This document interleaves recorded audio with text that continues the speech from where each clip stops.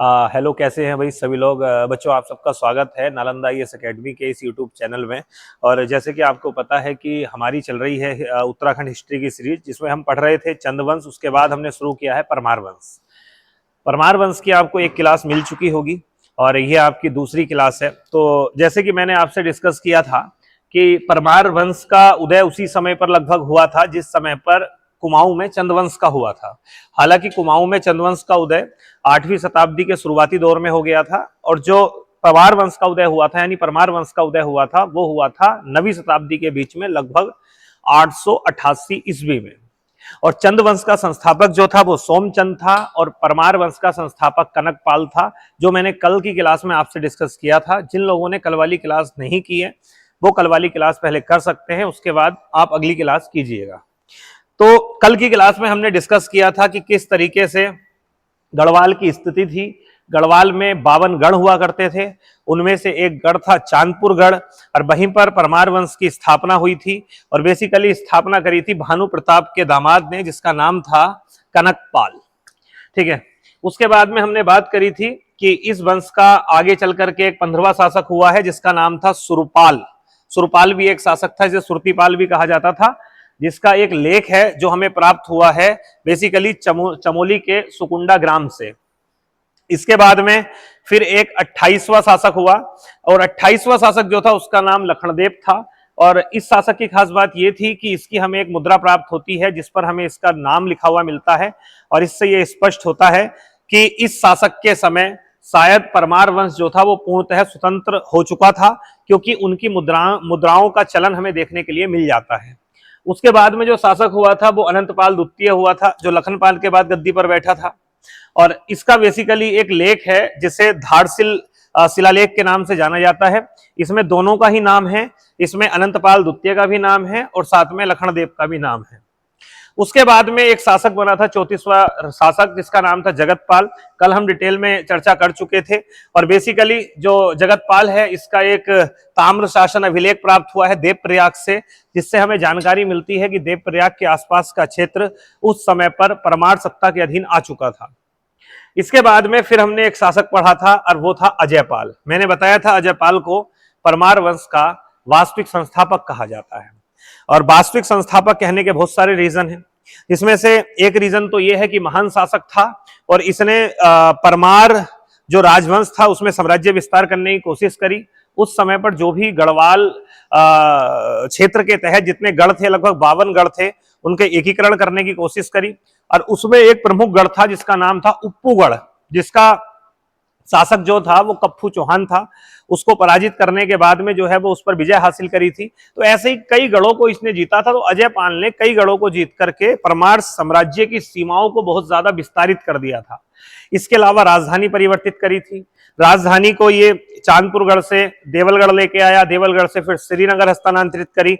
वो सब बातें मैंने आपसे करी थी। उसके बाद में एक बात और मैंने आपको बताई थी कि जो अजयपाल है ये बेसिकली गोरखनाथ संप्रदाय से संबंधित था। और इसकी जानकारी हमें मिलती है तांत्रिक विद्या के एक ग्रंथ से जिसका नाम है सावरी ग्रंथ।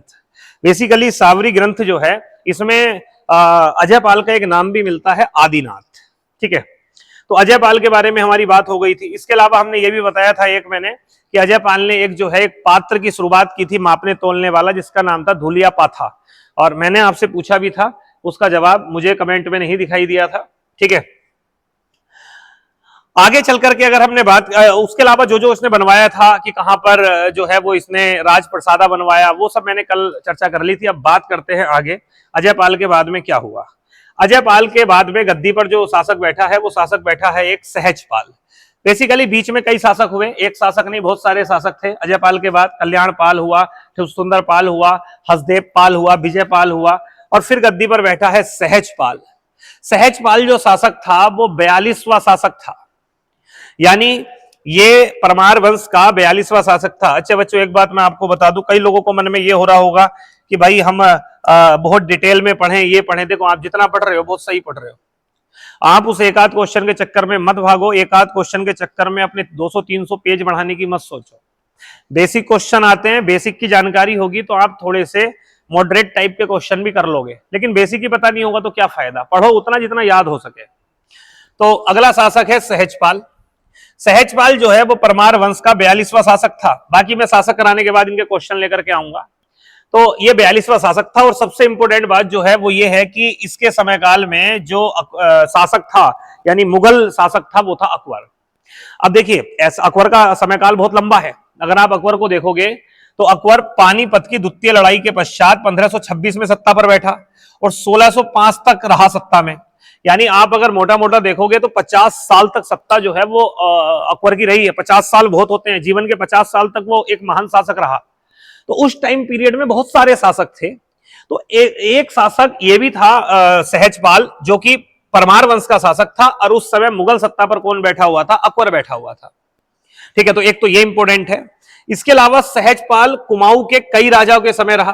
क्योंकि देखिए जो ये सहजपाल था इसका टाइम पीरियड में आप देखोगे तो लगभग 27-28 साल रहा है। यानी लगभग 1547 से लेकर के 1575 तक रहा। लेकिन इस बीच क्या हुआ, चंदों के काफी सारे शासक चेंज हो गए, जिसमें हम बात करते हैं आपका भीष्म चंद, बालो कल्याण चंद, रुद्र चंद। ये जो शासक थे ये सब इसी के समकालीन थे सहजपाल के। और आप जानते होंगे भीष्म चंद, बालो कल्याण चंद और रुद्र चंद ये महान शासकों में गिने जाते हैं चंद वंश के। अब आपको मुझे ये बताना है कि कौन वो व्यक्ति था जो राजधानी को लेकर के गया था, जो इनकी राजधानी थी चंपावत, चंदों की राजधानी चंपावत थी, वहां से लेकर के गया था अल्मोड़ा। वो कौन सा शासक था ये आपको बताना है। तो भीष्मचंद्र, वालो कल्याण चंद्र और रुद्रचंद्र ये समकालीन शासक था सहजपाल। और सहजपाल के दो अभिलेख देवप्रयाग से मिले हैं। ये क्या दो अभिलेख मिले हैं जिनकी तिथि बताई गई है 1548, जो इसने अपने राज्य अभिषेक गद्दी पर बैठते ही लगवाया था। क्योंकि 1547 में गद्दी पे बैठा था, 1548 और एक 1561 ईस्वी का है। और 1561 का अभिलेख रघुनाथ मंदिर की घंटी से उत्कीर्ण मिला है। जो रघुनाथ मंदिर है वहां की घंटी से यह प्राप्त हुआ है। खैर उतना ज्यादा महत्वपूर्ण नहीं है, लेकिन फिर भी अगर नोट्स में रहेगा तो आप थोड़ा सा ध्यान रखिएगा इस बात को। या क्वेश्चन ऐसे भी पूछ सकता है कि रघुनाथ मंदिर की घंटी पर लिखा लेख किस शासक से संबंधित है? तो किससे संबंधित है? सहजपाल से। ठीक है, तो दो इसने जो है वो इसके लेख आपको मिले हैं देवप्रयाग के पास से। अभिलेखों के अनुसार सहजपाल कुशल राजनीतिज्ञ, प्रजापालक, दानी और शत्रुओं का नाशक था। ठीक है, उसके शासनकाल में ही सम्राट अकबर के मनसबदार हुसैन खां टुकड़िया ने शिवालिक में लूटमार की थी। तो एक मनसबदार था जिसका नाम था हुसैन खां टुकड़िया। अब यहां बात आती है मनसबदार कौन होते थे? तो शायद आपको पता होगा अकबर ने मनसबदारी प्रथा की शुरुआत की थी। मनसब का मतलब होता था सैनिक से। मनसब होते थे दो प्रकार के, एक होते थे पैदल मनसब यानी जात मनसब, एक होते थे सवार मनसब यानी घुड़सवार, यानी पैदल सैनिक और घुड़सवार सैनिक। तो बेसिकली ये सैनिक जिस व्यक्ति के नियंत्रण में रहते थे उसे हम मनसबदार बोलते थे। तो ये प्रथा अकबर ने ही शुरू की थी। किसी को 500 का मनसब, किसी को 1000 का मनसब, किसी को 2000 का मनसब, इस प्रकार से दिया जाता था। तो बेसिकली एक मनसबदार था अकबर का जिसका नाम था हुसैन खां टुकड़िया। तो हुसैन खां टुकड़िया ने सहजपाल के समय ही जो शिवालिक की पहाड़ियां थी उसमें लूटमार की थी। ये क्वेश्चन कभी पूछ ले कि अकबर के मनसबदार हुसैन खां टुकड़िया ने किस परमार वंश के शासक के समय शिवालिक क्षेत्र में लूटमार की थी, तो अब उसका आंसर भी क्या है? सहजपाल। सहजपाल के समय की एक सबसे इंपोर्टेंट बात जो है वो ये है कि गंगा के पानी में एक विशिष्टता थी। ये बात मुगल शासकों को भी पता था। तो अकबर के मन में ये आया जहन में बात कि भाई ये जो गंगा का इतना पानी है पवित्र रहता है, कभी खराब नहीं होता है, तो गंगा का उद्गम स्रोत क्या है ये पता होना चाहिए। तो कहते हैं उसने एक दल भेजा था गंगा के उद्गम स्रोत को जानने के लिए। और वो दल जो है वो गंगा के उद्गम स्रोत को जानते जानते गढ़वाल आया। और वो उस समय पर जो परमार वंश का शासक था वो सहजपाल था। तो ये क्वेश्चन आपसे एग्जाम में पूछ लेता है कि किस शासक के समय अकबर ने एक अन्वेषक दल भेजा था जिसका उद्देश्य था गंगा के उद्गम की खोज करना, यानी गंगा के उद्गम की खोज करना था। ऐसा एक अन्वेषक दल भेजा था। ये बात ध्यान रखिएगा, इंपोर्टेंट है और इस पर आप 2 स्टार लगा लेना। ये क्वेश्चन पूछा जा सकता है। क्वेश्चन ऐसे भी पूछा जा सकता है किस मुगल शासक द्वारा गंगा के उद्गम स्थान की खोज करने के लिए एक अन्वेषण दल भेजा गया था, एक अन्वेषक दल भेजा गया था। ठीक है, ये ध्यान रखिएगा। अगली हम बात करते हैं, अगला शासक जो था सहजपाल के बाद जो गद्दी पर बैठा, ये 42वां शासक था। और इसके बाद जो गद्दी पर बैठा वो 43वां राजा था, 43वां शासक, जिसका नाम था बलभद्र परमार। जिसे हम बलभद्र शाह के नाम से जानते हैं। अब आपको याद आ गया होगा बलभद्र शाह के बारे में, जब मैं आपको चंदवंश पढ़ा रहा था तो उस समय पर मैंने आपसे डिस्कस किया था कि चंदवंश का शासक था रुद्रचंद और उस समय पर परमार वंश का शासक था बलभद्र शाह, और ऐसे में लड़ाई हुई थी इनके बीच में, ठीक है। और उस लड़ाई में एक चंद वंश का सेनापति था जिसका नाम था परखु पंथ, जिसे परखु पंथ कहा जाता था, वो मारा गया था। बात करते हैं, चर्चा करते हैं। पहले है शासक बना है बलभद्र शाह, दोनों ही इंपोर्टेंट याद रखिएगा। सहजपाल के बाद गद्दी पर जो बैठा है जस्ट, वो बैठा है बलभद्र शाह। पहली तो इंपोर्टेंट बात यह है कि शाह की उपाधि धारण करने वाला पहला परमार शासक था। स्टार लगा देना इस पे 3, महत्वपूर्ण है कि वो कौन सा शासक था परमार वंश का जिसने शाह की उपाधि धारण करी थी, वो था बलभद्र शाह। ये बात ध्यान रखिएगा।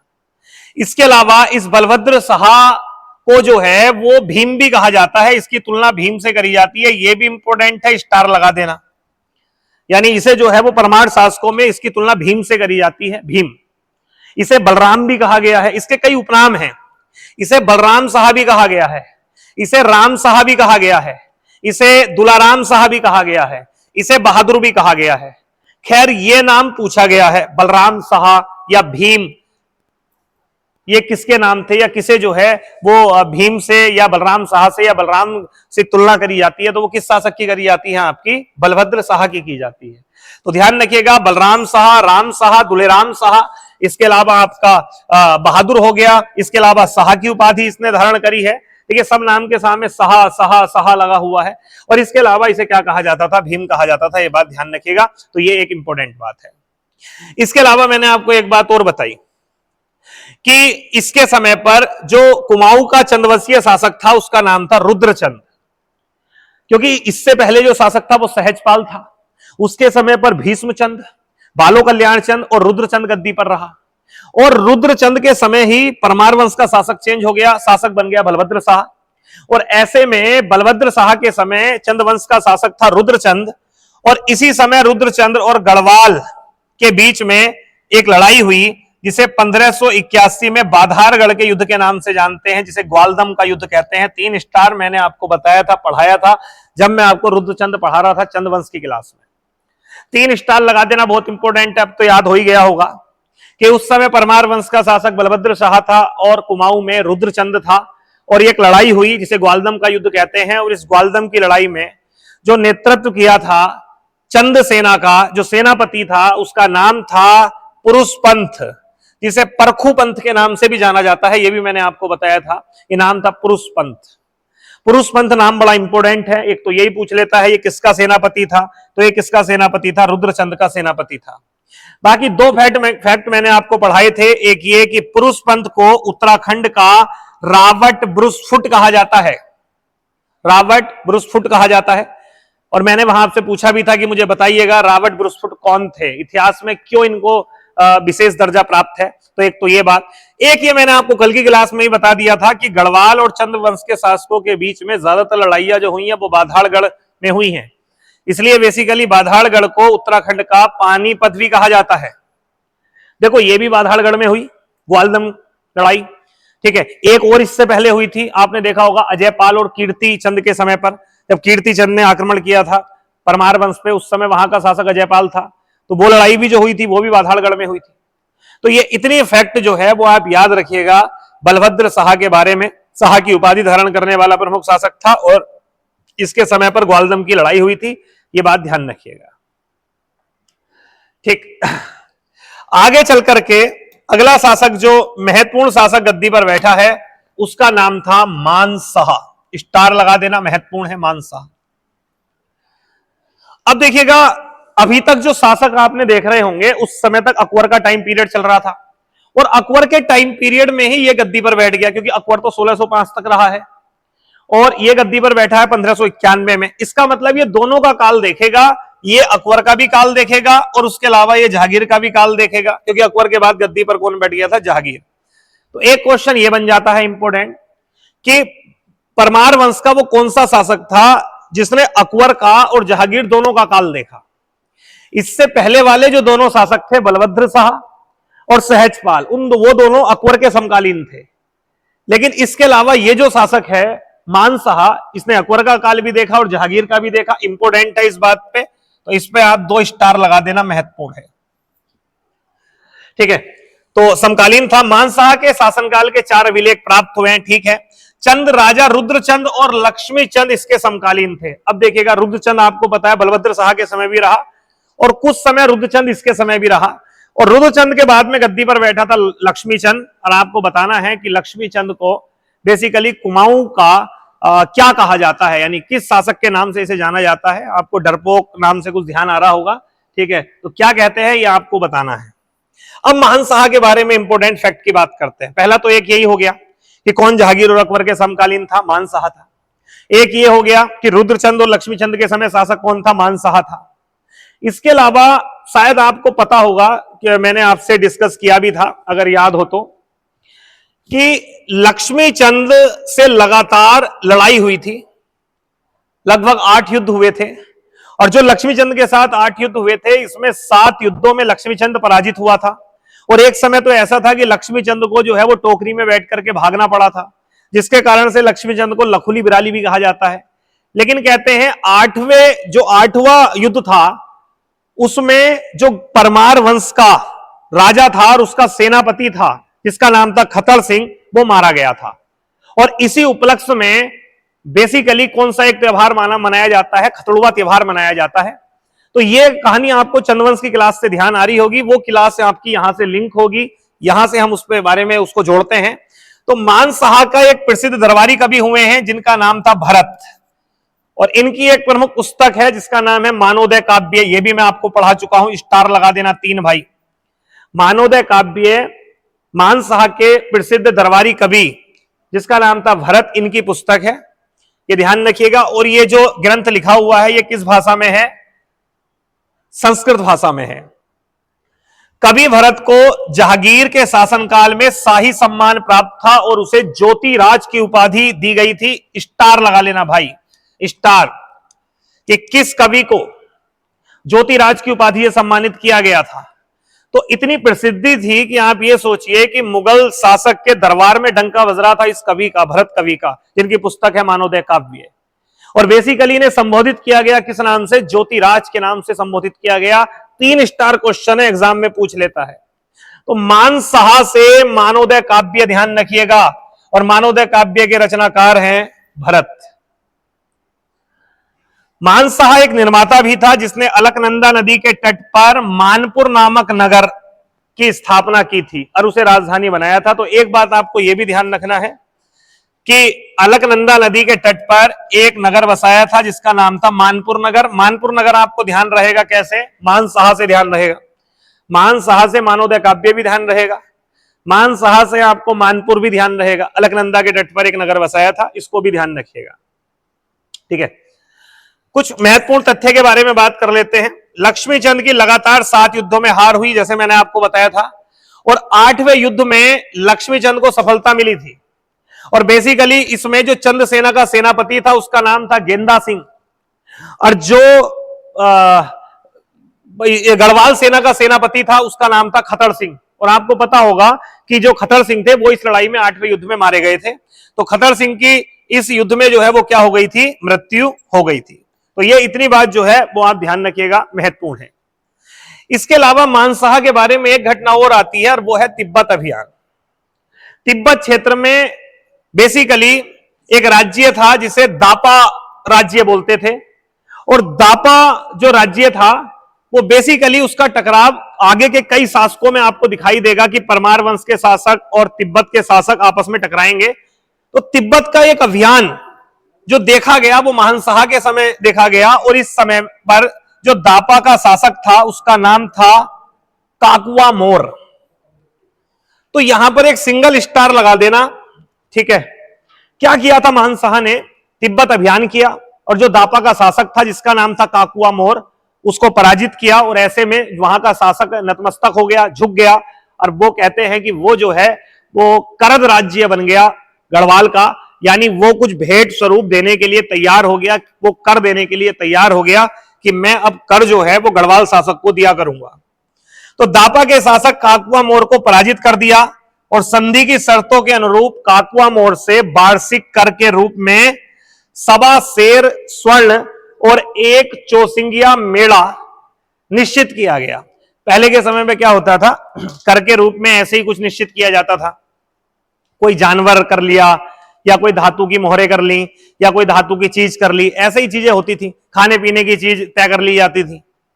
तो इसने जो अभियान करा, तो जो दापा का शासक था काकुआ मोर, वो नतमस्तक हो गया और उसने कहा ठीक है मैं कर दूंगा, और कर के रूप में जो तय किया गया वो सवा सेर स्वर्ण और एक चौसिंगिया मेड़ा निश्चित किया गया। अब आपको बताना है कि ये चौसिंगिया मेड़ा क्या होता है, कमेंट में बताइएगा जरूर कि चौसिंगिया मेड़ा क्या होता है। पहाड़ी लोग इस चीज को अच्छे से जानते होंगे और समझते होंगे, बताइएगा।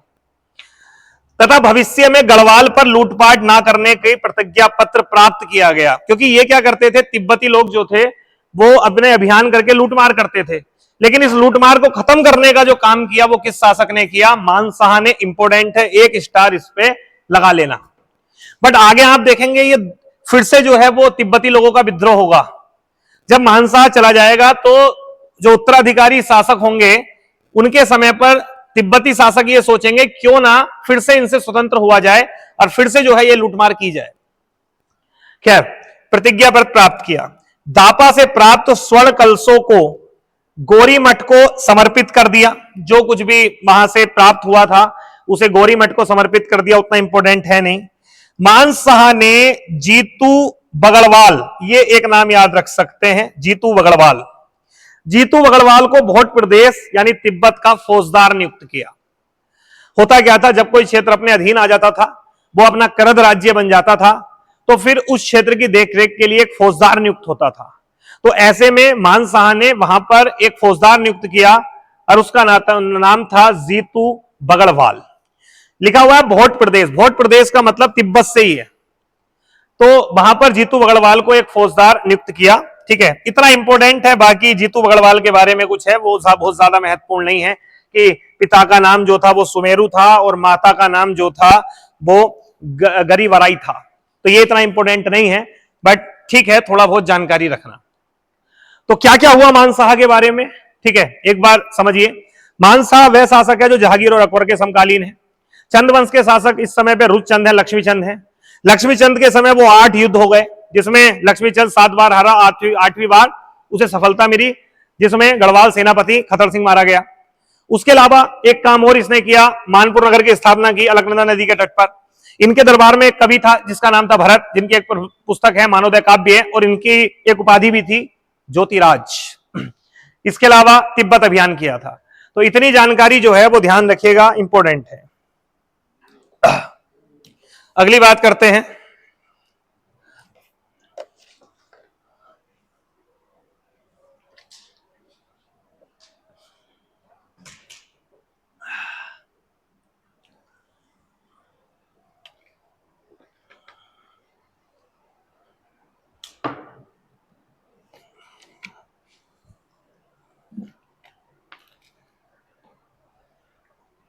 अब क्या होता है, मानसाहा के बाद गद्दी पर बैठा है श्याम शाह।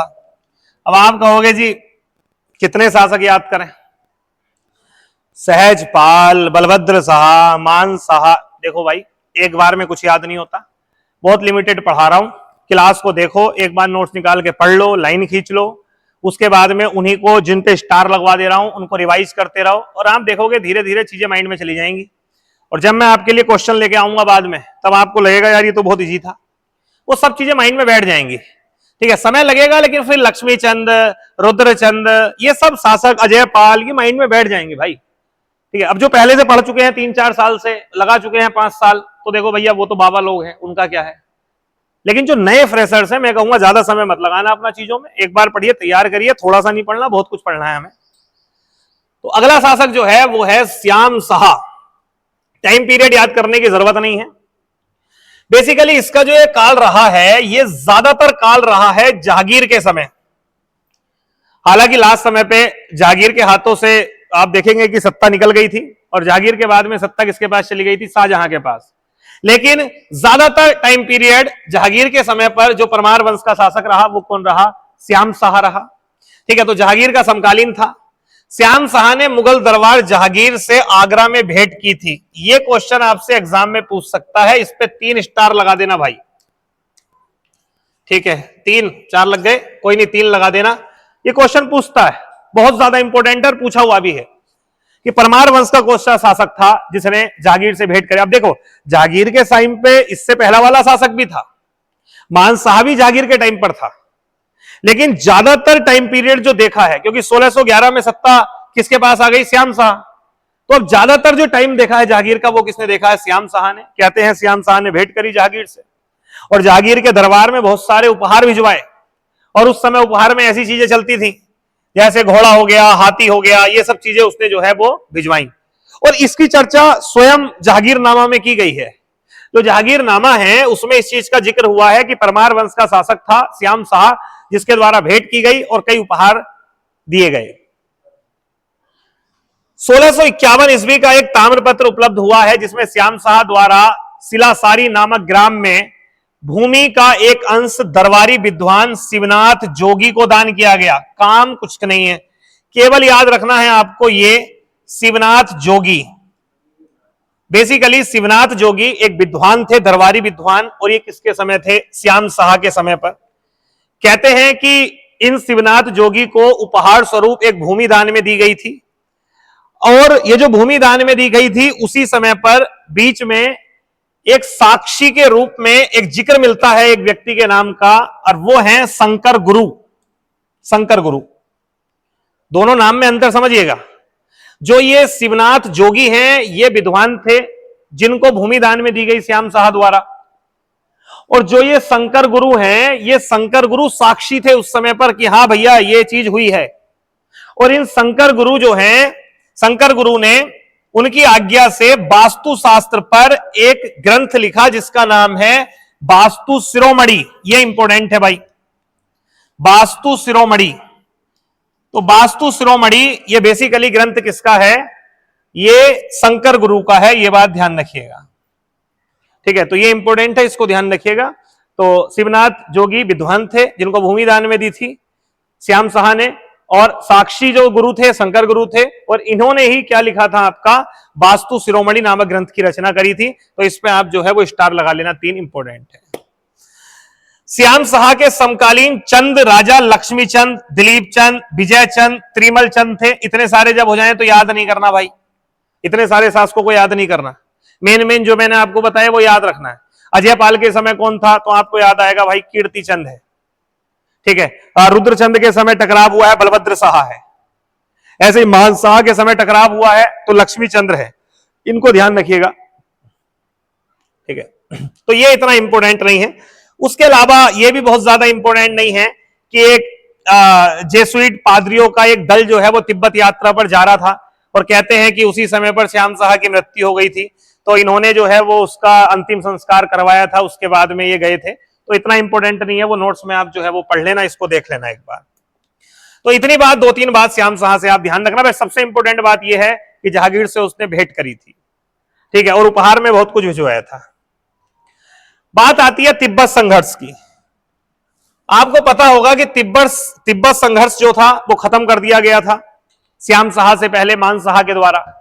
लेकिन हुआ क्या, जब ये श्याम शाह गद्दी पर बैठा तो दोबारा से दापा शासक ने यह सोचा कि क्यों ना हम करद राज्य ना रहे। तो श्याम शाह के पिता ने दापा को पराजित कर वार्षिक कर वसूला था और गढ़वाल में तिब्बती लूटमार को बंद करवाया था। यह मैंने अभी बताया, इससे पहले वाले शासक इसके पिता ने यह काम किया। लेकिन उसकी मृत्यु के बाद पुनः लूटपाट शुरू हो गई। अतः श्याम शाह ने दापा पर पुनः आक्रमण किया और तिब्बतियों को पराजित किया, और कुछ ही समय बाद तिब्बत में विद्रोह हो गया। अतः श्याम शाह ने पुनः आक्रमण किया, लेकिन उसकी हार हुई और उसे संधि करनी पड़ी। तो खैर, ये वाला तिब्बत संघर्ष इतना इंपॉर्टेंट नहीं है जितना इसके पिता का था। वो पूछ लेता है कि भाई किसने किया था, तो वो सब आप ध्यान रखिएगा, इंपॉर्टेंट है। अगला पॉइंट, श्याम शाह के राज्यकाल में महिपति शाह द्वारा श्रीनगर के समीप केशव राय मठ का निर्माण किया गया।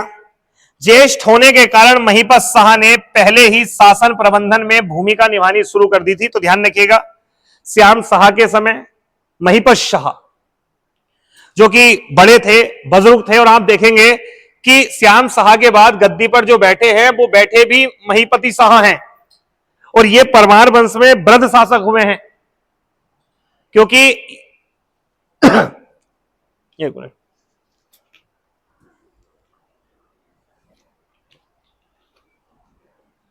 क्योंकि इनको जो सत्ता मिली थी वो ये मिली थी कि जो श्याम शाह का पुत्र था, बालक, एक छोटा बालक, बालक दुलाराम, वो छोटा था और बाल्यकाल में ही उसकी जो है वो मृत्यु हो गई थी। तो उसके बाद में कोई उत्तराधिकारी ना होने के कारण से फिर जो गद्दी पर बैठाया गया वो महीपति शाह को बैठाया गया था। तो इस तरीके से श्याम शाह के बाद में गद्दी पर बैठने वाला जो शासक था उसका नाम था महीपति शाह। तो श्याम शाह के समय पर ही महीपत शाह के पास बहुत सारी जिम्मेदारी आ गई थी, और ऐसे में इन्होंने श्रीनगर के समीप एक मठ का निर्माण करवाया था जिसका नाम था केशव राय मठ। तो ध्यान रखिएगा, ये क्वेश्चन पूछ सकता है कि श्रीनगर के समीप केशव राय मठ का निर्माण किसने करवाया था? एक स्टार लगा लेना। ये किसने करवाया था? आपका महीपत शाह ने। बट किसके समय करवाया था? श्याम शाह के समय करवाया था, ये ध्यान रखिएगा। इसके अलावा श्याम शाह ने श्रीनगर के समीप एक सामाशाही बागान बनवाया था। इंपोर्टेंट है, 3 स्टार लगा देना। सामाशाही बागान की स्थापना या सामाशाही बाग किसने बनवाया था? तो किसने बनवाया था? श्याम शाह ने। एक नाम से ही याद हो जाएगा आपको।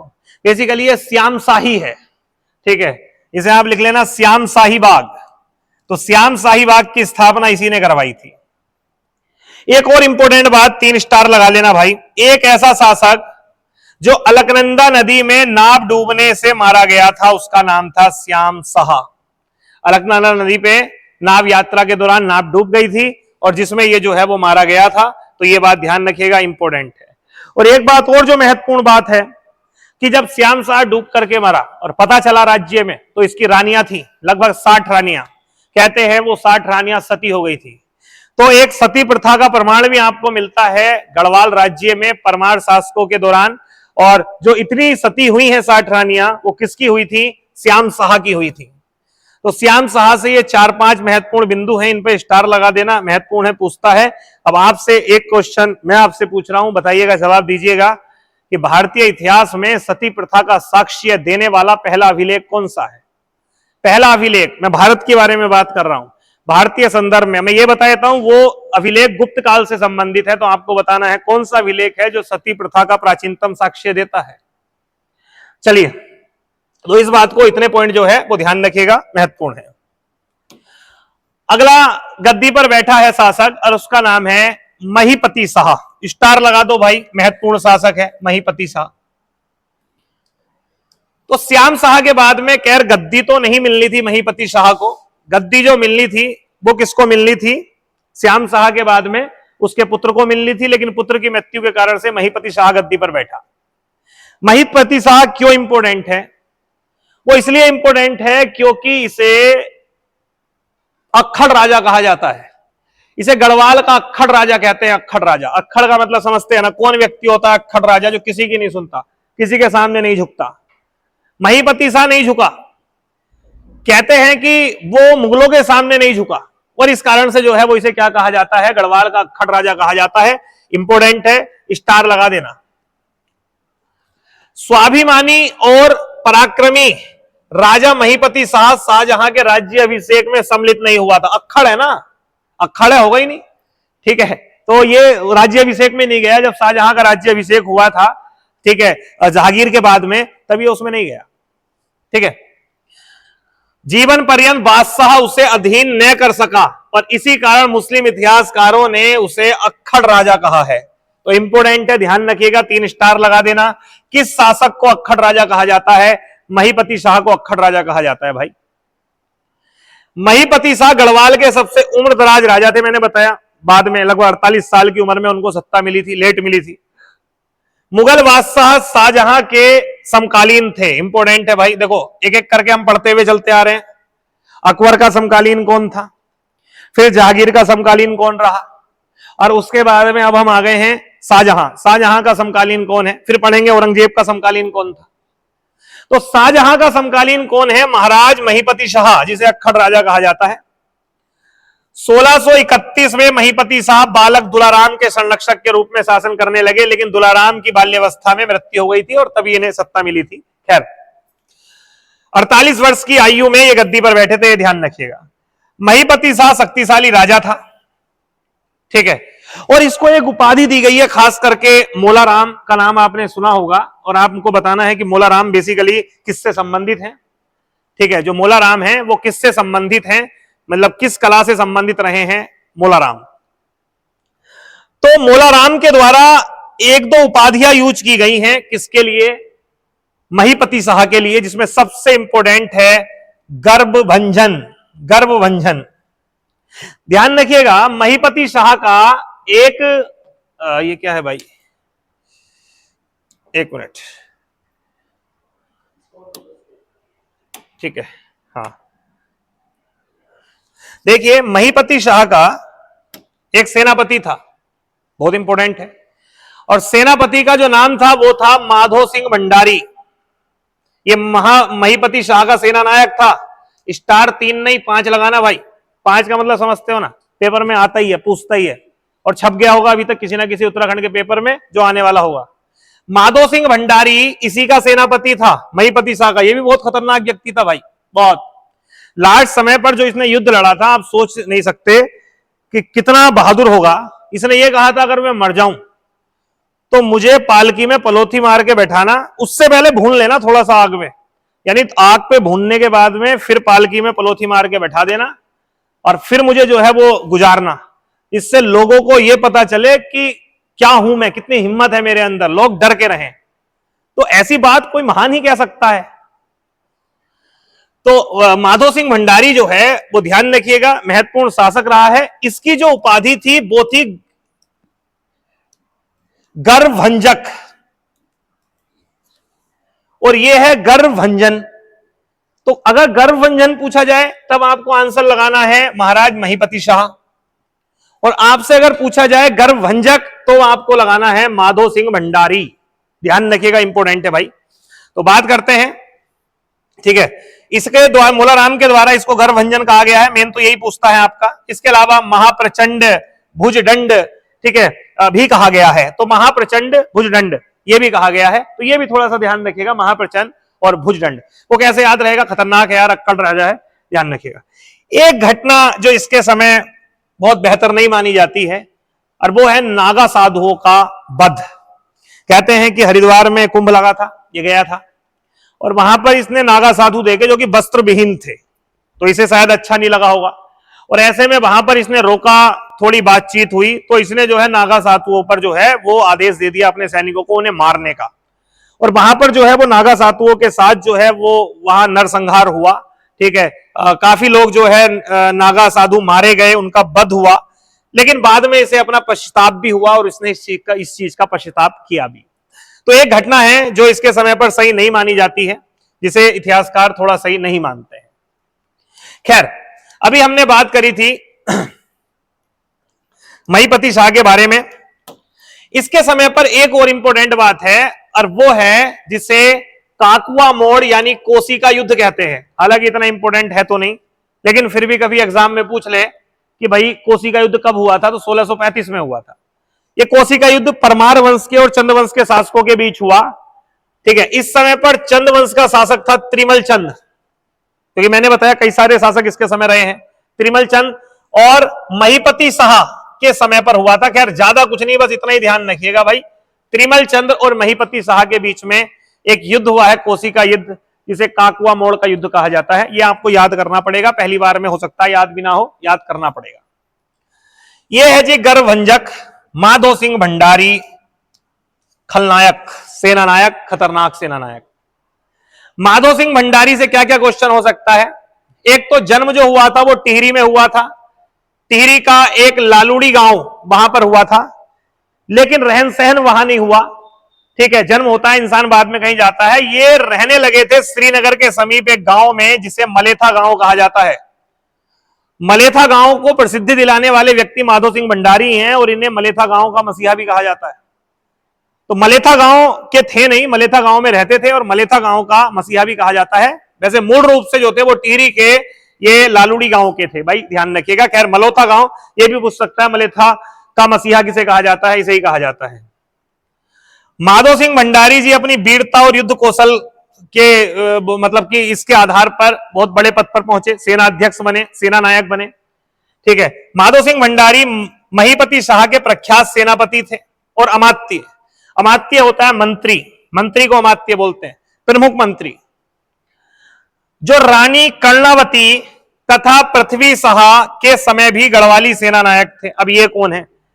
रानी कर्णावती जो है वो महीपति शाह की पत्नी है और बड़ा फेमस नाम है भाई।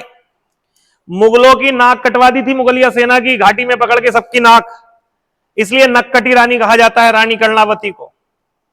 गढ़वाल की ताराबाई कहते हैं, गढ़वाल की लक्ष्मीबाई कहते हैं, और ऐसे कई नामों से जो है वो जाना जाता है।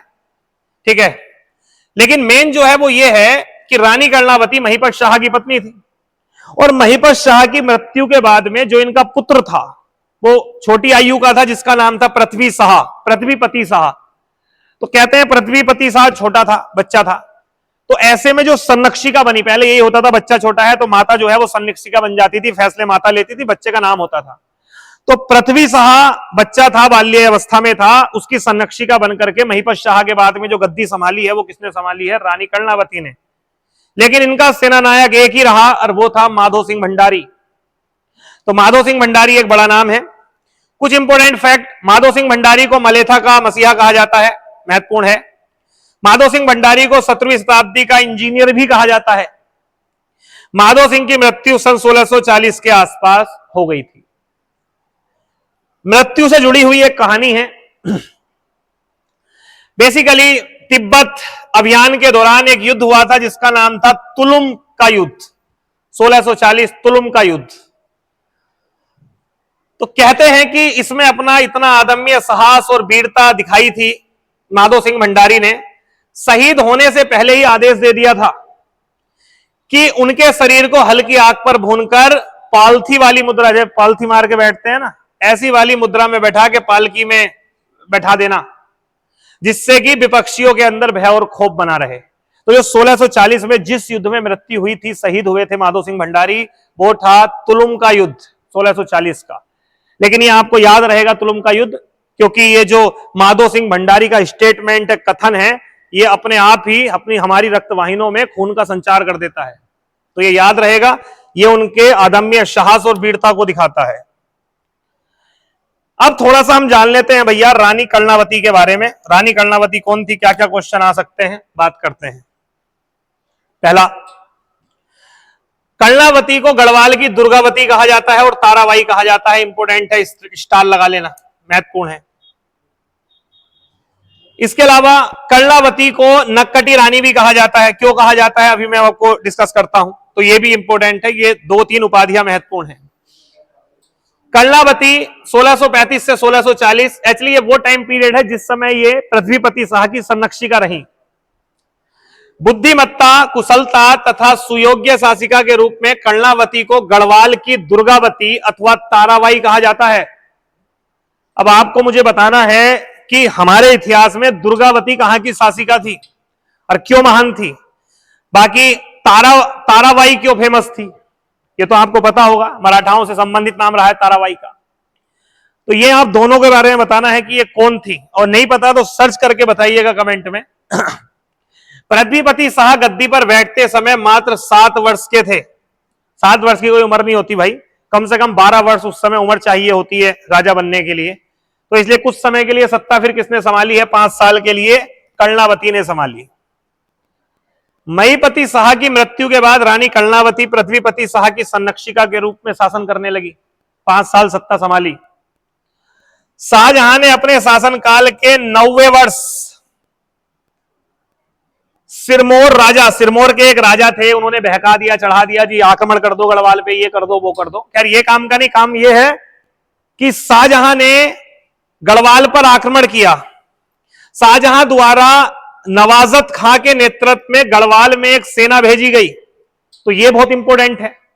और आप देखेंगे महारानी कर्णावती ने अपनी रणनीति तथा अदम्य साहस से मुगल सेना के आक्रमण को विफल ही नहीं किया, बल्कि सेनापति दोस्तावेग की सहायता से मुगलों की नाक कटवा दिए, यानी नाक कटवा दी भाई।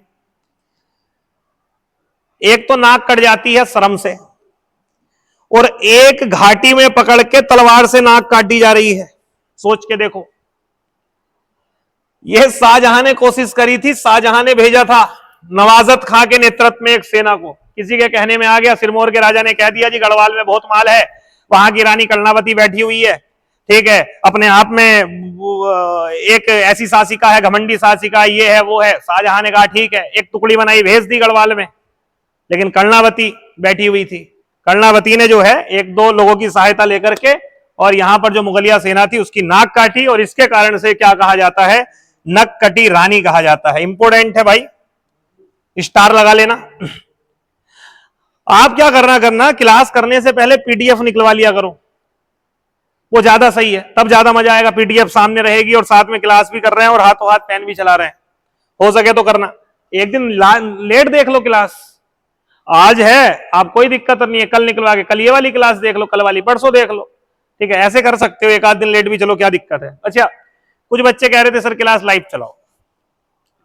यार देखो, लाइव में दिक्कत बताता हूं क्या है। एक तो लाइव में दिक्कत यह है कि थोड़ा कई बार नेट की भी दिक्कत आ जाती है।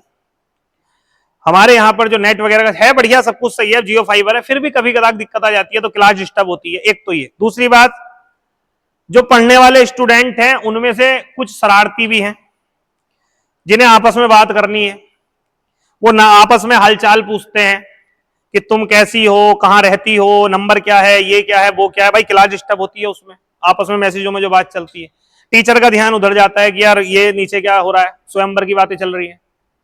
तो भैया अभी पहले क्या है, आप जितने लोग ऐप पे क्लास देख रहे हो, तो हम भी उनका थोड़ा सा यूज टू हो जाएं, आप भी हो जाएं, रम जाएं, आप हमें समझने लगे, उस तरीके से फिर हम लगाएंगे बीच बीच में क्लास। जैसे बीच में हफ्ते में, वीक में एक डाउट सेशन क्लास हम लगा लेंगे, लाइव चला लेंगे, ठीक है। तो वो थोड़ी दिक्कतें रहती है। अभी क्या है, आपके लिए बढ़िया है, क्लास मिली, आपने डबल की स्पीड मारी और क्लास पूरी देखी और काम खत्म कर दिया। बात समझ रहे हैं? तो खैर तो ये ध्यान रखिएगा। रानी कर्णावती का महल नवादा देहरादून में है, ठीक है, ये कभी पूछ ले, एक आध नंबर में अलग बात है। रानी कर्णावती ने देहरादून का करणपुर शहर बसाया था। ये दोनों फैक्ट जो है वो याद रख लेना और इसको एक बार पढ़ लेना।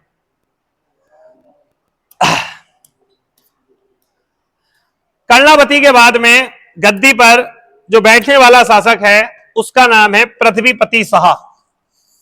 अब आप पृथ्वीपति शाह को तो जानते ही होंगे भैया। पृथ्वीपति शाह जो है वो महीपति शाह के पुत्र थे, 7 वर्ष के थे, छोटे थे, तो कर्णावती माता जो थी वो संरक्षिका बन गई थी। लेकिन अब गद्दी पर बैठे हैं कौन, पृथ्वीपति शाह, 1640 से लेकर के 1664 तक। पृथ्वीपति शाह निर्माता तथा कलानुरागी थे। कलानुरागी मतलब कला से प्रेम होता है।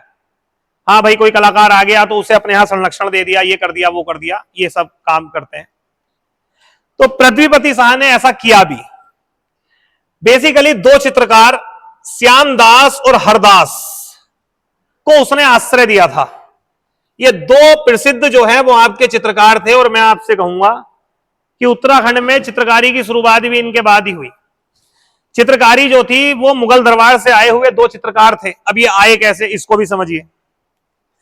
एक्चुअली हुआ क्या था, आपको पता होगा कि शाहजहां के बाद में उसका जो पुत्र था औरंगजेब और बाकी के 4 पुत्र, उनके बीच में आपस में टकराव शुरू हो गया था, लड़ाई। और इस लड़ाई में मेन टकराव जो हुआ वो औरंगजेब और उसके बड़े भाई दारा सिकोह के बीच में हुआ। अब ये दारा सिकोह का एक पुत्र था सुलेमान सिकोह, पूरे परिवार को औरंगजेब ने खदेड़ दिया। और ऐसे में सुलेमान सिकोह ने अपने कुछ लोगों के साथ शरण ली, अपने मानने वाले लोग जो भी थे, विद्वान थे, उनके साथ में शरण ली उत्तराखंड में। तो सुलेमान सिकोह पहले गया शरण लेने के लिए, कहां पर, कुमाऊं में। अब आपको बताना है कुमाऊं में कौन सा शासक था जिसने शरण देने से मना कर दिया था। उसने समझा के बुझा के कह दिया कि यहां छोड़ो, वहां जाओ गढ़वाल में। और फिर ये सुलेमान सिकोह आया गढ़वाल में, और गढ़वाल में उस समय जो शासक था वो था पृथ्वीपति शाह।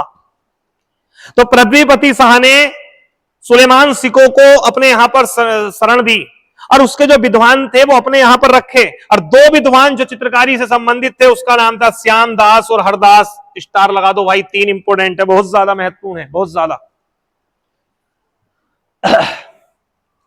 दून घाटी में पृथ्वी नगर और वहां एक दुर्ग भी निर्मित करवाया था भाई। जो दून घाटी थी उसमें एक नगर बनवाया था जिसका नाम था पृथ्वी नगर, ये थोड़ा ध्यान रखना।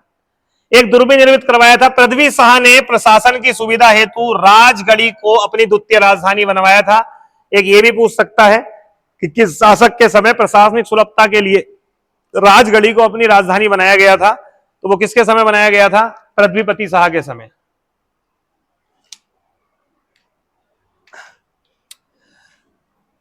1658 में शाहजहां के पुत्रों में उत्तराधिकार के संघर्ष के दौरान दारा सिको के पुत्र सुलेमान सिको, इंपोर्टेंट है, स्टार लगा देना, ने औरंगजेब के भय से कुमाऊं में शरण लेने का प्रयास किया, लेकिन बाज बहादुर ने उसे उपहार और धन देकर गढ़वाल भेज दिया। उसने अपनी दूरदर्शिता का परिचय दिया।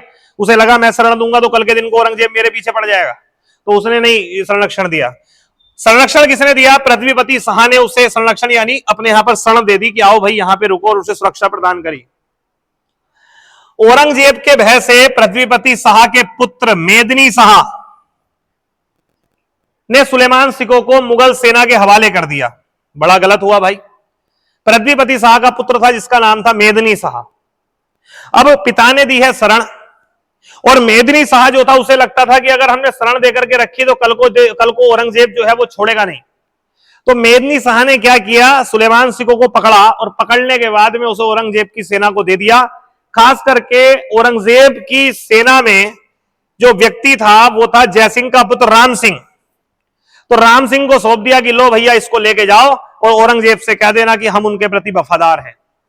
मेदिनी शाह का ये जो कार्य था ये पिता के उस पुण्य पे, उस प्रयास पे कलंक लगाता है जो उसने शरण देकर के किया था। किसको? सुलेमान सिको को। और यह बात पता भी चलती है हमें एक विवरण से कि श्रीनगर का वृद्ध राजा अपने पुत्र के नीच कर्म से अत्यधिक व्यथित हुआ। यहां नीच कौन है? मेदिनी शाह। और वृद्ध राजा कौन है? पृथ्वीपति शाह। अत्यधिक व्यथित हुआ और शरणागत मुगल राजकुमार सुलेमान को औरंगजेब को सुपुर्द करने से दुखी था, क्योंकि उसने सुपुर्द कर दिया।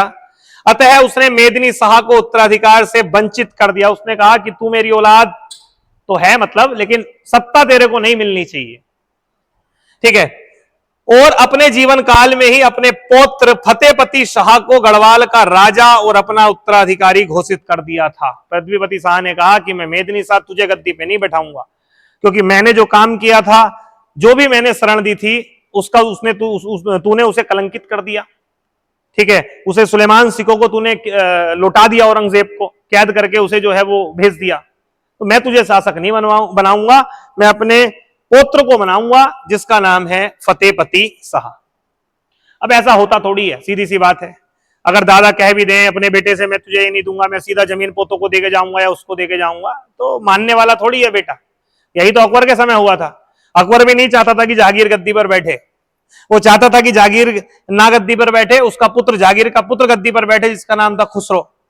लेकिन जहांगीर खुसरो के पीछे पड़ गया, बोले भाई तू मेरे से पहले गद्दी पे थोड़ी बैठ जाएगा। और ऐसे में आपको पता होगा कि जहांगीर और खुसरो के बीच में फिर लड़ाई हुई, और ये लड़ाई ठीक ठाक चली, लंबी चली, ठीक है। तो हुआ यहां पर भी ऐसा कि पृथ्वी शाह चाहता तो नहीं था कि वो गद्दी पर बैठे, मतलब मेदिनी शाह गद्दी पर बैठे, लेकिन फिर भी गद्दी पर कौन बैठ गया? मेदिनी शाह गद्दी पर बैठ गया, ठीक।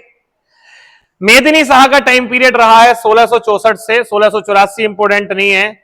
मेदिनी शाह औरंगजेब का समकालीन था। अब यार समकालीन भी होगा, संबंध भी अच्छे होंगे, क्योंकि मेदिनी शाह तो वफादार निकला औरंगजेब का, उसने तो सुलेमान सिको को वापस दे दिया।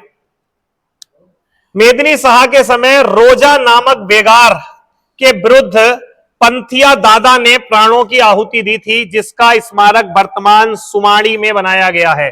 ये कौन है भाई पंथिया दादा? इस कहानी को आप समझिएगा, ये क्वेश्चन पूछा जा सकता है कि ये रोजा क्या था? रोजा नामक वेगार, रोजा नामक वेगार क्या था और ये किसके समय देखने को मिलता है? मेदिनी शाह के समय। तो क्या कहानी थी इसकी? कहते हैं कि अजयपाल द्वारा राजधानी देवलगढ़ जब बनाई गई थी, उसने सुमाड़ी क्षेत्र काला जाति के ब्राह्मणों को दान दे दिया था। यानी अजयपाल जब उसने देवलगढ़ राजधानी बनाई थी तो उसने एक क्षेत्र को, सुमाड़ी क्षेत्र को काला जाति के ब्राह्मणों को दे दिया था। ब्राह्मणों की एक जाति होती थी काला जाति, उनको दे दिया था, कोई बात नहीं। लेकिन मेदिनी शाह द्वारा इन पर कर लगा दिया गया। मेदिनी शाह ने इन पे कर लगाया, बोले कि नहीं भाई हम कर लेंगे। अब भाई जब ब्राह्मणों को दे दिया है वो, तो अब उस पर कर का कोई बनता नहीं है। लेकिन ये किसने लगा दिया? आपका मेदिनी शाह ने उस पर कर लगा दिया। और नियमों को न मानने पर प्रतिदिन एक आदमी की बलि दी जाएगी। ठीक है, ऐसा फरमान जारी कर दिया जिसे रोजा कहा जाता है, यानी उसे नाम दिया गया रोजा। यानी अजयपाल ने तो भाई जब राजधानी देवलगढ़ लेके गए तो ब्राह्मणों को ये जगह दे दी, एक गांव दे दिया सुमाड़ी गांव। लेकिन मेदिनी शाह ने उन पर क्या लगा दिया? टैक्स लगा दिया। ठीक है, तो इसने क्या करा? वो चीज बदल दी ना भाई, पूर्वज दे के चले गए तो उसको ऐसे करने की जरूरत नहीं है। लेकिन इसने कहा वहां पे टैक्स लगा दिया और बोले जो टैक्स नहीं देगा उसमें क्या होगा? प्रतिदिन एक आदमी की बलि ली जाएगी, जिसे क्या कहा गया? रोजा कहा गया कि भैया आपकी बलि ली जाएगी। ठीक है, फरमान जारी कर दिया। अंततः जब पांथिया के भाई को रोजा हेतु नियुक्त किया गया तो पांथिया ने अग्निकुंड में अपने प्राणों की आहुति दे दी। तो पांथिया एक व्यक्ति थे, पांथिया दादा, जब उनको लगा कि उनके भाई का नंबर है, बलि दी जाएगी, तो उसने अपनी ही अग्निकुंड में आहुति दे दी। और ऐसे में फिर उस गांव में, सुमाड़ी गांव में क्या बनाया गया? पंथिया दादा का एक स्मारक बनाया गया। ये ध्यान रखिएगा। ठीक है, तो थोड़ी सी बात है, इसको आप ध्यान रख सकते हो। 1664 में मेदिनी शाह औपचारिक रूप से गद्दी पर बैठा और राज्याभिषेक के अवसर पर औरंगजेब ने उसके लिए खिल्लत भेजी थी।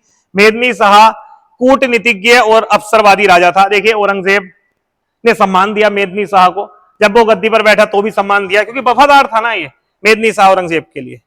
जब औरंगजेब के आदेश पर उसने हिमाचल प्रदेश के बुटोल गांव को जीता तो प्रसन्न होकर औरंगजेब ने उसे दून घाटी का क्षेत्र प्रदान कर दिया। मेदिनी शाह ने दून घाटी में पृथ्वीपुर नगर का निर्माण कार्य पूरा किया और किला बनवाया। एक्चुअली हुआ क्या हुआ ये कि हिमाचल में एक गढ़ था बुटोलगढ़, और बुटोलगढ़ को जो जीता था वो इसी ने जीता था। तो ऐसे में ये सब औरंगजेब ने आदेश दिया था कि हिमाचल में भाई बुटोलगढ़ है उसको जीतो। तो बुटोलगढ़ को जीता और जीतने के बाद में औरंगजेब बड़ा खुश हुआ। तो औरंगजेब ने दून घाटी का काफी क्षेत्र जो है वो किसको दे दिया था? इसे मेदिनी शाह को दे दिया था। हालांकि ये जो पृथ्वीपुर नगर था इसकी स्थापना करी जा रही थी पृथ्वीपति शाह के समय से, लेकिन इसका निर्माण कार्य जो पूरा हुआ वो किसके समय हुआ है? आपका मेदिनी शाह के समय हुआ है। मुझे लगता है क्लास काफी लंबी हो गई है और पढ़ाते पढ़ाते पता भी नहीं चला। कल भी छोटी हो गई थी क्लास, इसलिए मैंने इसको लंबा खींचा है। चलिए कल हम स्टार्ट करेंगे, यहीं से हम स्टार्ट करेंगे, पृथ्वीपति शाह से हम इसको स्टार्ट करेंगे और आगे बढ़ेंगे। ठीक है, तो आज हम ये क्लास इतनी ही रखते हैं बच्चों।